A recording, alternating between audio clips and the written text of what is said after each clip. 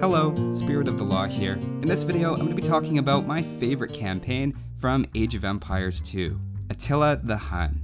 For my campaign versus history series, instead of doing a playthrough or anything like that, I want to take a look at the story itself and how it compares to recorded history, for which I'll be meticulously researching using only the finest historical sources to see both where the parallels are as well as if there's been some artistic license with the story. So were you learning a bit of real history when playing the Attila campaign?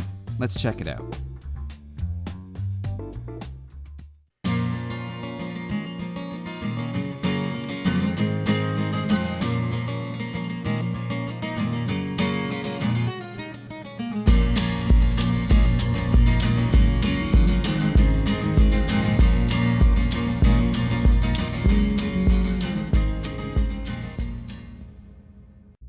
Now, for a bit of background, the Huns were a nomadic people originally coming from Central Asia who eventually settled in Eastern Europe just outside of the Roman Empire's borders in the early 400s.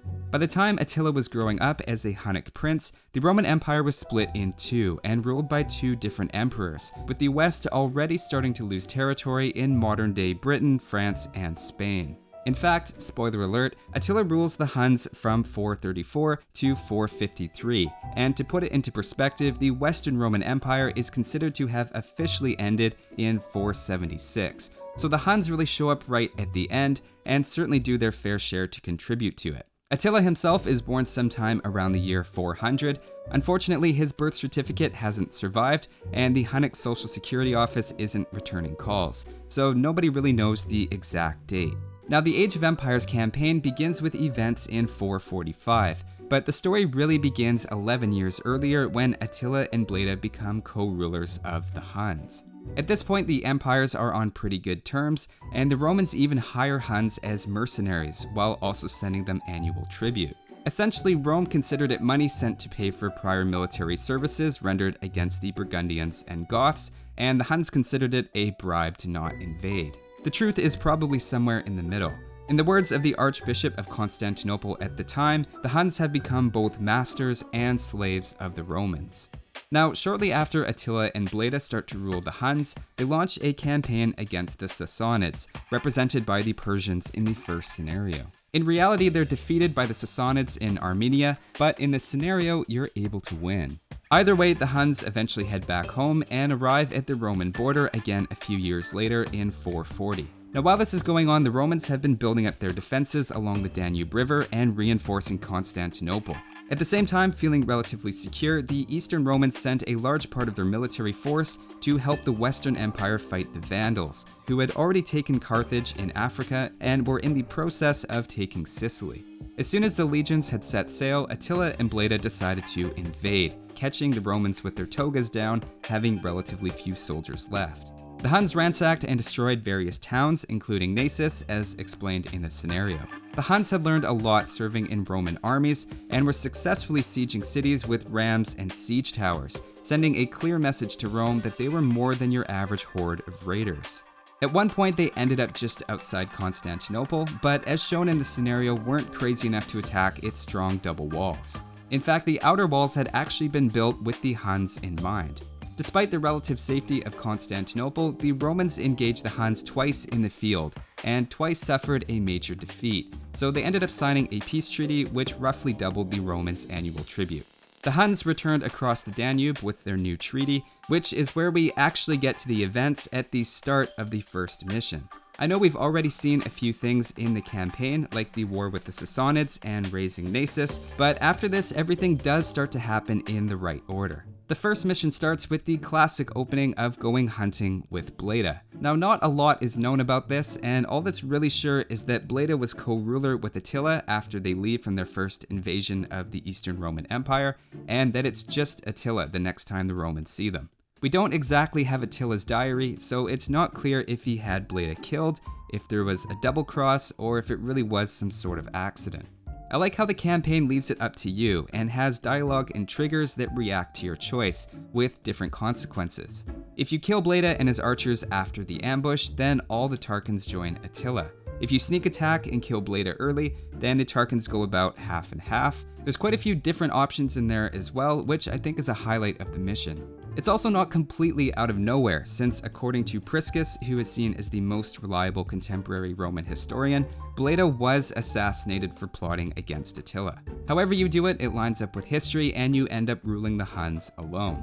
The rest of the first mission is about the invasion of the Sassanids that actually happened several years earlier, but also includes this weird choice to ally with the vaguely named Scythians and King Leopoxus, where you rescue his son and give him horses in exchange for Mangadai. It's all a little weird in the sense that there's no historical parallel that I could find. One interesting potential Easter egg is that the first time Attila and Bleda entered the Roman Empire, it was under the excuse of tracking down a number of Hun refugees. The prisoners you can free in the first campaign mission might have been a reference to those refugees, though taking them from the Western Roman Empire doesn't make a lot of sense.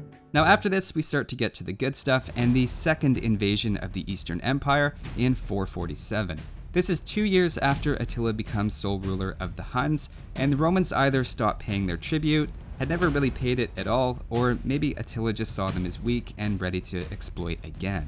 Either way, we get to the second mission, and this time the Huns go significantly deeper into Roman territory than the first time, raiding as far south as Thermopylae in Greece before the Romans managed to turn them back. If Thermopylae sounds familiar, it's because that's where 300 happened, although obviously there are no more Spartans. Given the names of the cities that appear, it seems like the second and third campaign levels are including the events of both Hunnic invasions, with Naissus and Philippopolis being more famously connected with the first invasion, and Marcianopolis and Sophia being notable cities sacked or destroyed by the Huns in their second invasion. It makes sense why they would simplify the story in that way. Meanwhile, while all this is going on, Constantinople is hit by an earthquake, opening up large holes in its walls just as Attila starts heading toward it with his army. There's nothing like a good old-fashioned deadline to hurry your builders though, and I'm gonna go ahead and say they probably put in some solid overtime to make sure it was repaired, and in the end the Romans did manage to repair the walls just before Attila arrived with his army. At this point, the Romans basically had nothing left to fight Attila with on the field in the Balkans, so the Huns went to town. Actually, more like 70 towns, and burned them all. Yep, just like that. Eventually, Attila did turn back, partly because of disease, but not without the Romans agreeing to increase their tribute again. It was definitely not because the Huns burned Constantinople's docks, entered Constantinople itself, and it's unfathomable to me that they would even think about mining it themselves. Depending on how you play the third mission, you have the opportunity to rewrite a lot of history.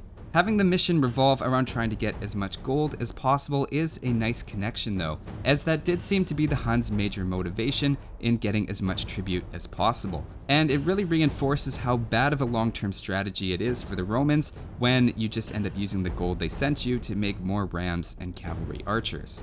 Next, the story about the Western Emperor's sister Honoria was completely true. She asked Attila for help to avoid a marriage to a senator that she didn't like, and sent Attila a ring, with him in return asking for half the Roman Empire as a dowry.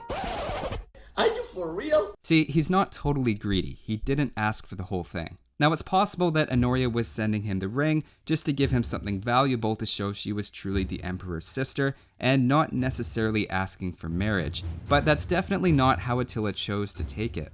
Up to this point, the Western Roman Empire and the Huns were on pretty good terms, thanks in part to the fact that the Roman Master of Soldiers, who was basically running the show, was personally on great terms with Attila. All that was about to change though. The Master of Soldiers in the Western Empire, by the way, is Flavius Aetius, as they pronounce it in the campaign, though it's also pronounced Aetius or Aetius. Now, Attila's stated goal was to answer Honoria's plea for help in Rome and marry her, so he marched his army straight to France. Typical guy who didn't want to ask for directions. He arrived on the border of the Western Empire with supposedly 500,000 soldiers. Those numbers are probably wildly exaggerated, as even 50 to 75,000 would have likely made the upcoming battles some of the largest in late antiquity. The fourth mission captures his initial invasion into Gaul pretty well, with Attila sacking various cities, including Metz and sieging Orléans. It's even at that point that the Romans and their allies arrived, which again is shown in a very memorable way during the scenario. Aetius brought a very large army, including allies of Franks, Burgundians, Alans, and Visigoths, and after chasing Attila's army for a few days, engaged them at the Battle of the Catalonian Fields. The scenario has the Huns and Ostrogoths squaring off against the Romans, Visigoths, and Alans, which leaves out a few, but obviously they can't include everybody. Even the part about examining the entrails of animals and saying the battle would end in defeat for the Huns, but that an enemy leader would be killed, is from historical sources. In a major deviation from history though, the scenario has you leading the Huns to apparently win the battle, but it then correctly explains historically it's generally considered the Romans won. In fact, the best outcome for the Romans is the one that occurred. The Visigothic king Theodoric was dead, the Huns were retreating, and Rome could claim a major victory, which was important propaganda considering the military was only a shadow of its former strength. Remember, the Western Empire only held on for about 20 more years after the events of this campaign. Attila returned to his territory, having suffered his first and only military defeat, and probably spent the winter brooding.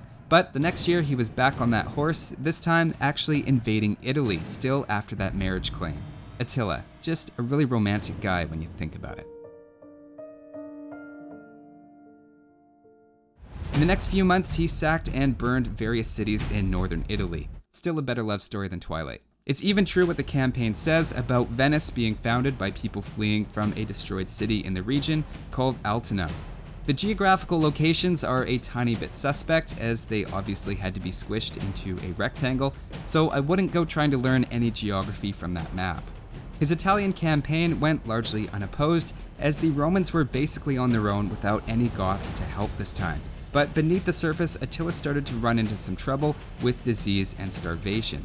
Historically, Attila stopped at the Po River, and the Roman Emperor Valentinian sent 3 people to try to talk Attila into leaving, including Pope Leo I, who seems to have gotten most of the credit. They met in Mantua, though in the scenario they changed that to the gates of Rome itself, and after the meeting, Attila turned his army around and left.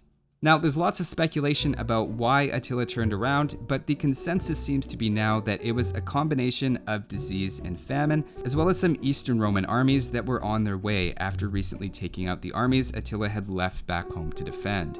Attila had also been ransacking northern Italy, and probably had a lot of treasure that he wanted to take home.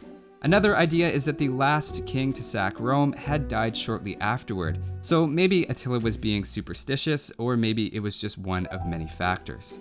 Whatever the reason, he decided to call it a day and headed back to his own territory. Now that Attila was home though, he began making plans to reinvade the Eastern Empire. Fortunately for the Romans, Attila died soon after in the early months of 453 on his wedding night. Well, one of several. It's not completely clear what he died of, probably because it's hard to know without the body, and all you have to go on are 1500-year-old sources who thought drinking camel brain in vinegar cured epilepsy. The campaign suggests that he was drunk and died of a nosebleed. Yet another idea is that he was assassinated either under the Eastern Emperor's orders, or that his wife killed him for an unknown reason. The point is, nobody really knows. Get it? Knows? The whole empire was supposed to go to his son Elac, but after a quick civil war, it ended up getting divided between 3 of his sons, and basically went downhill from there. Things didn't end too much better for Aetius, who the campaign says retired, which is probably the most outright false thing said in the campaigns, though I can see why they did that.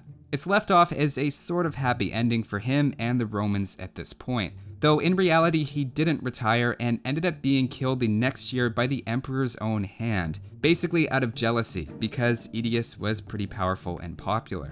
Another senator named Maximus then had the emperor killed shortly afterward for not giving him Aetius's position.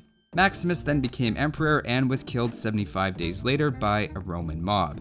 3 days later, Rome was sacked by the Vandals. So yeah, pretty much a typical year for the Western Roman Empire in the 5th century. But overall, I think the campaign does a really good job summarizing the main events of Attila's life in both an educational and interesting way. I was really impressed with how many of the little details mentioned showed up in other sources, and would be genuine rumors about Attila that someone telling the story would include, like the eyes rolling in the back of the head thing, the assassination attempt, and the fact that he ate off wooden plates while a lot of other Hun commanders preferred to eat off silver. It simplifies as well, but in ways that make sense, which is all you can really ask. I think the highlights for me are the historically accurate names of cities and tribes, the freedom the player is given on how they want to approach Bleda and extorting the Eastern Roman Empire, and the Roman Empire arriving at Orleans. The lowlight is probably the Scythian wild women giving you hunting wolves and petards, hundreds of years before gunpowder was introduced in Europe. That part got a bit silly. If all of this has made you want to experience a bit of nostalgia and play the campaign again, and you have the game on Steam with the Forgotten Empires expansion, I highly recommend a remake of the campaign that's on the Steam Workshop. It includes things like new AIs, extra challenges, new units, and little historical corrections.